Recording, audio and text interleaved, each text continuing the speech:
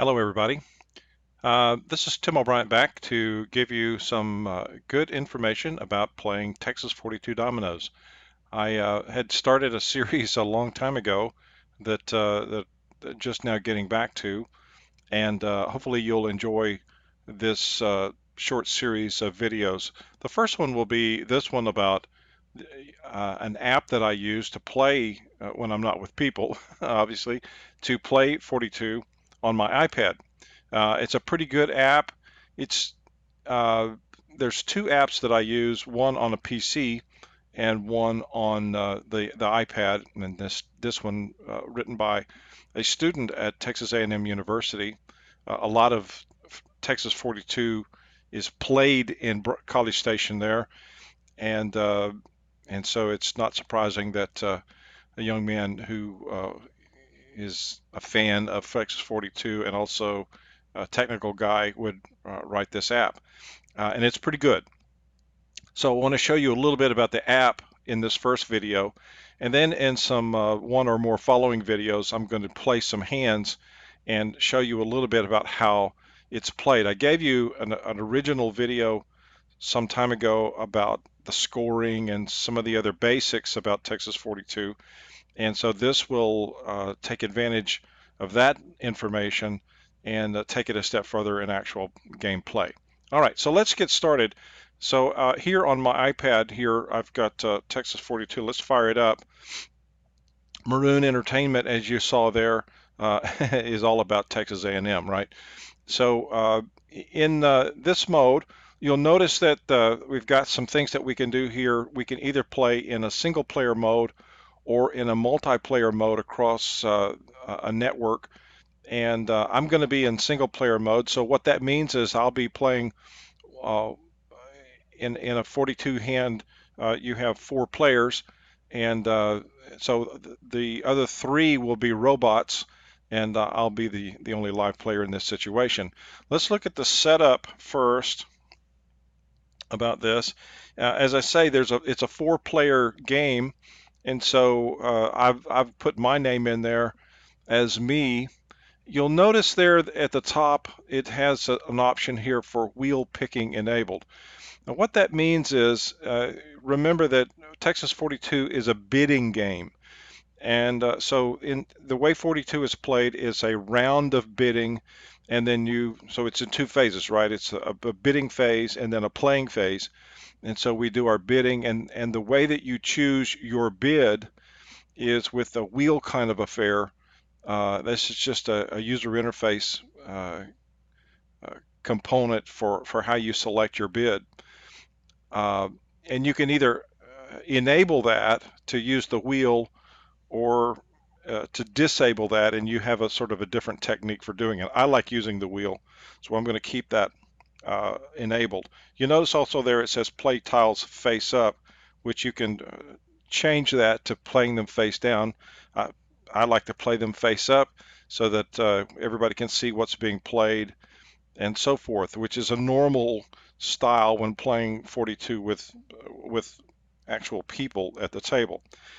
The other technique that or the capability that this has the ability to customize is the type of play or style of play that your opponents are going to have. Now, obviously, when you play with whatever technique you want to, but you can either set your opponents and your partner as um, either a very conservative style, what they call here a normal style, or a very aggressive style. A conservative style means that they're less likely to bid on a weak hand.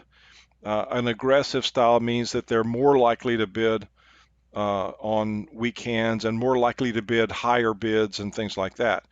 So the way I have set it here is I've set my partner here as a normal style. I've set one of my opponents as a normal style, and I've set one of my opponents who sort of represents my dad here, who taught me how to play, as a more aggressive style because he was a very aggressive player and he was a very smart player as well. And so he seemed to know when to really push and when to not to. So I've set him to be a more uh, aggressive here. You'll notice also here there's a place here for house rules. Now, house rules, so uh, there's a lot of variations on the way people play um, 42. And so let's look at a couple of these options. Number one says forced bidding, and you'll notice I have that turned on. Um, it says here that in the forced bidding situation, if everybody passes, if all the bidders pass, and so it comes down to the last person to make a bid, if everybody has passed, the final bidder is forced to take the hand. All right, they're forced to bid at least a 30 count in order to play the hand. Uh, Not everybody plays this way. There are some uh, players who don't like forced bids, and people who play more casually, that sort of thing, say, no, let's don't do that. Let's make somebody actually want it, and that sort of thing. I don't do that. I tend to go with this convention of if everybody else passes, the fourth bidder has to take it. The second option here for house rules is, are we going to play a game variation called Nello? Now, normally what you're doing when you're bidding is you're bidding a minimum number of points that you believe that you can catch or that you can make in a hand, and so it's 30 or higher. Well, Nello is the opposite. Nello is the point of Nello is to catch none. You catch no tricks at all, and it's a very difficult game to play. But there are a few situations that come up where you go, gee, I wish that I could bid nothing, but because I'd win this hand if I could bid in a way that allowed me to catch nothing. And they have a variation for that. I'm gonna go ahead and turn that on because I like to play with Nello.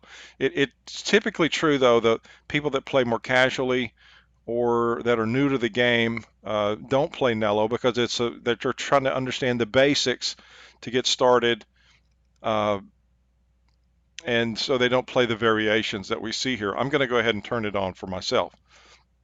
The next one says unforced Nello. It says any bidder may bid Nello at any time, and so uh, no, I'm sorry. The first one said Nello. It says the fourth bidder may bid Nello if all others pass, uh, and uh, and so this goes back to that forced bidding business, where if you're forced to take a bid, but you have a terrible hand that will catch nothing, then it allows you either to bid Nello or not. And what I've done is turn it on so that you can. The third one says unforced Nello, which means any bidder can bid a Nello bid. And I usually always play with that turned on. The fourth option here is called is an option that's virtually the same thing with a little bit, only a slight difference in it. There's a variation on the game called Splash, and another one that's related to that called Plunge. Now, you bid these when uh, you have four or more doubles, and so you don't bid a count bid. But if you bid Splash, then it's an automatic 3-mark bid. And if you bid Plunge, it's an automatic 4-mark bid. And what it forces is your partner has to choose what the trumps are. So it's a very interesting kind of situation. It's a very somewhat rare situation uh,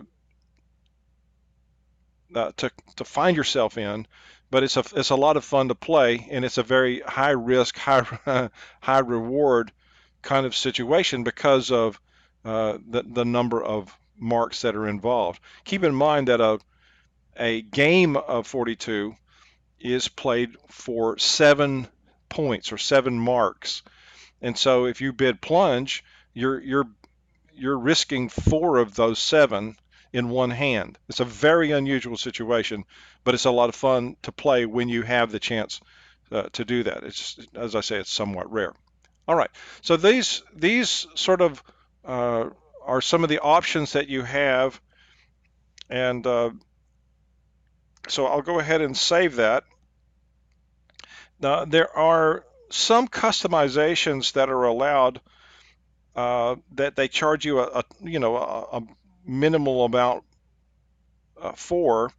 One of the things that's true about the basic game, if you just buy the game, it's a very inexpensive game, but if you just buy it, then you get dominoes that have multicolored dots. Okay, there'll be combinations of green and red and blue and all of that, which I don't prefer. I prefer the sort of quote unquote normal black and white spots.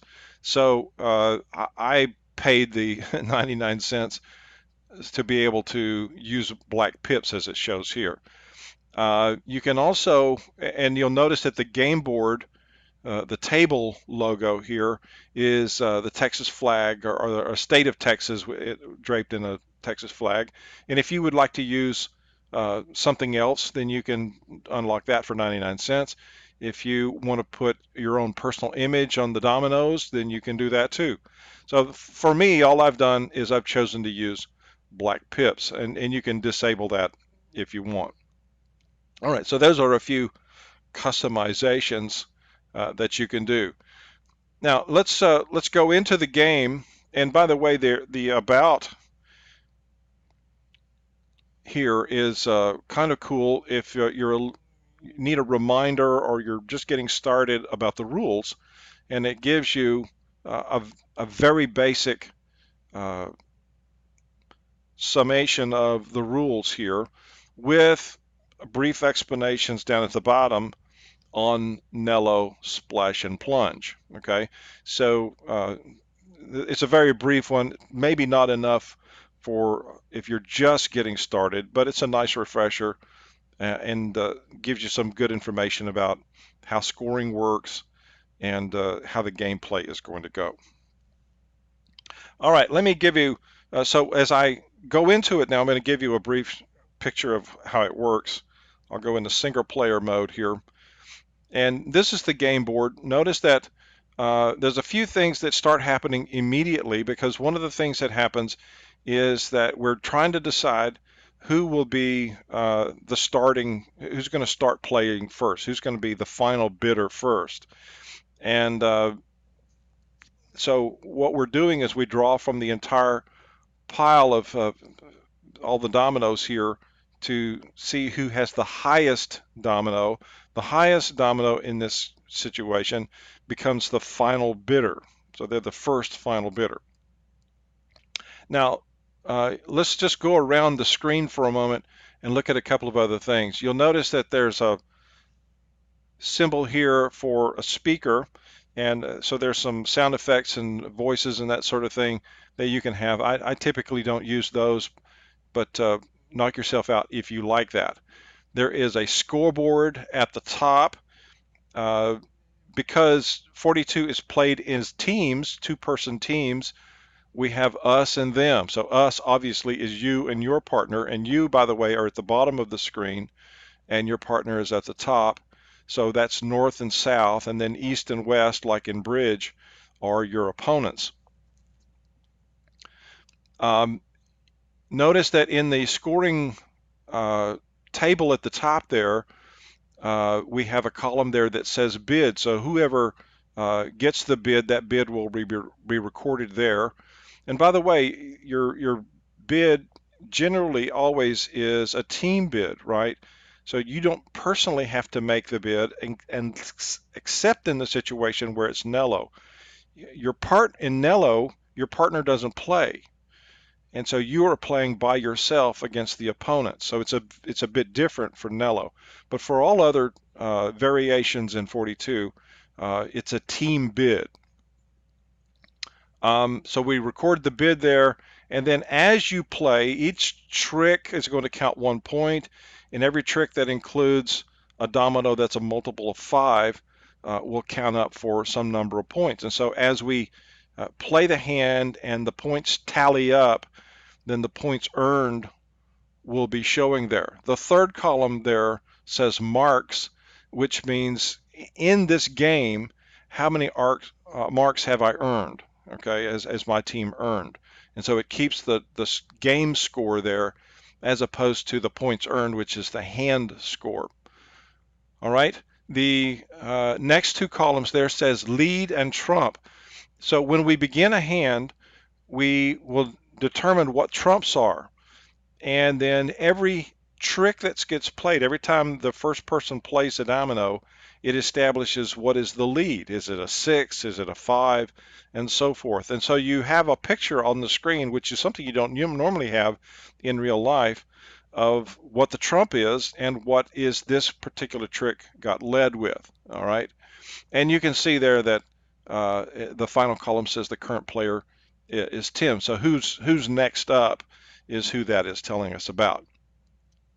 Now, over on the right-hand side, it gives you a blue menu button there. You can always go back to the menu to make a change, that sort of thing. Then you can see that there's it says them, and then a big gray column, and then it says us.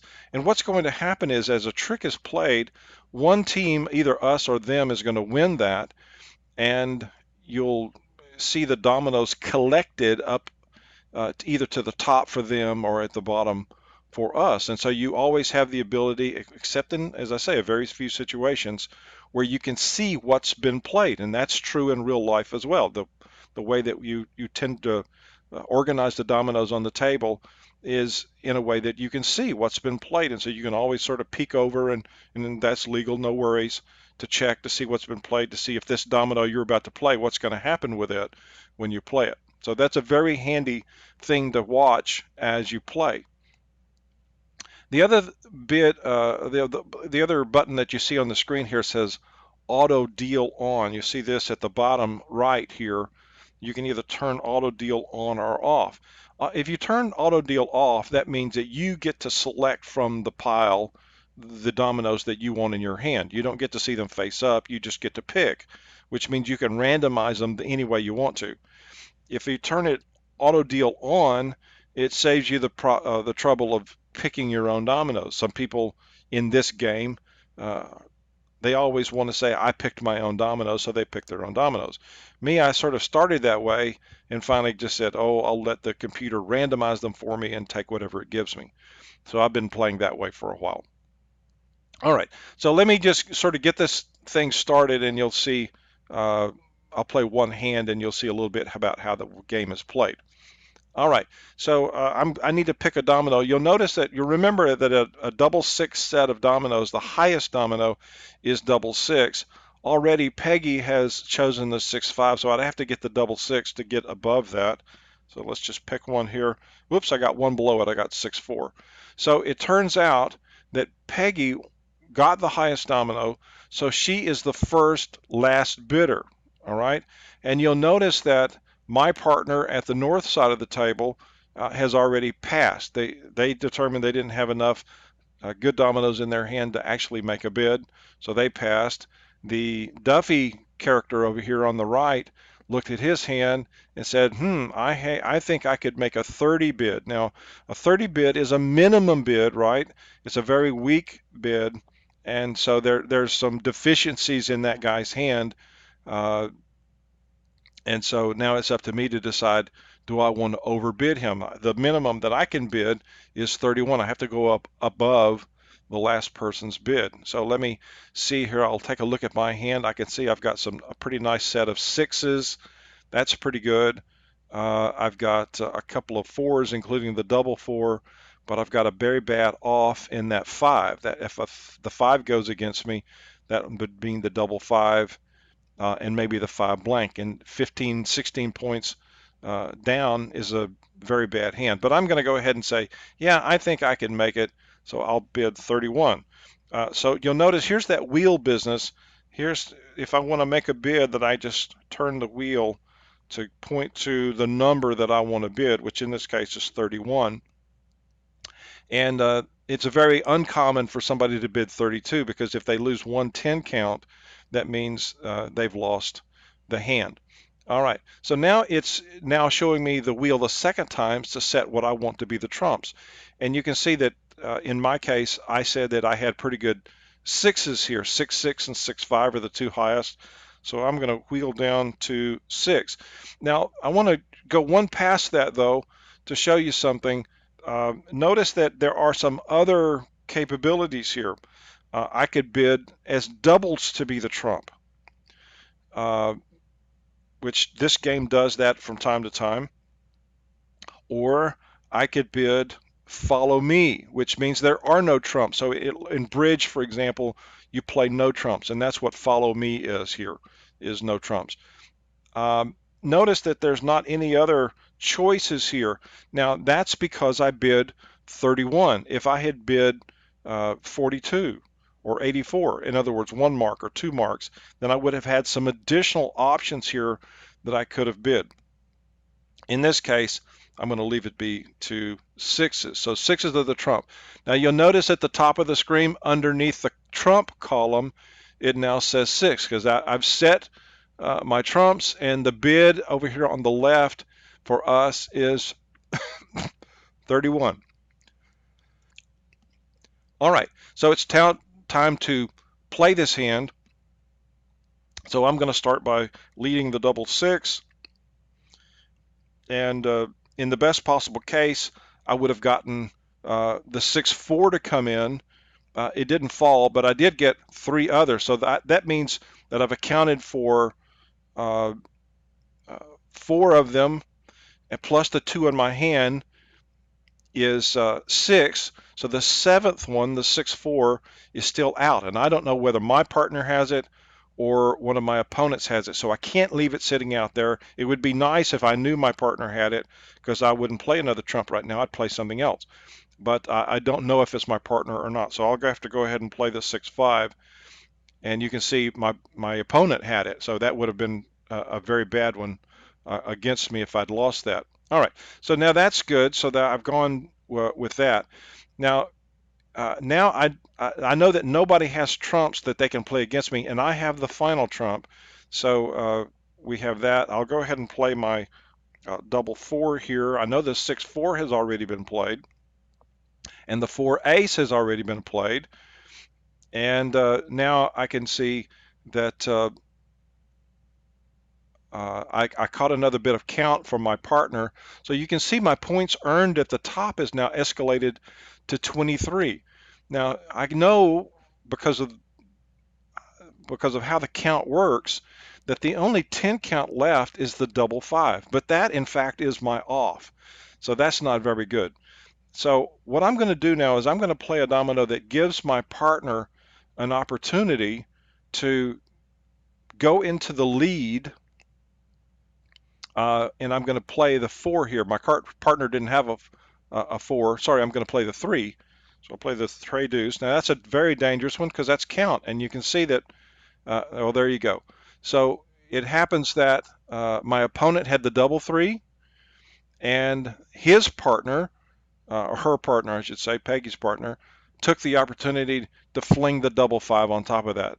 You remember in the beginning I said that was my problem, was the double 5 was one that I was afraid of, and sure enough, there it was. So that one trick, 15 points of count, and the point for the trick itself is 16, and that's too much. That means that I'm not going to make my bid. So the game is automatically over, even though there's 3 more tricks to be played. So that's another feature of this game, is that when the hand has been decided in terms of the points earned, it automatically ends the hand, and it gives us a review of the dominoes that are left.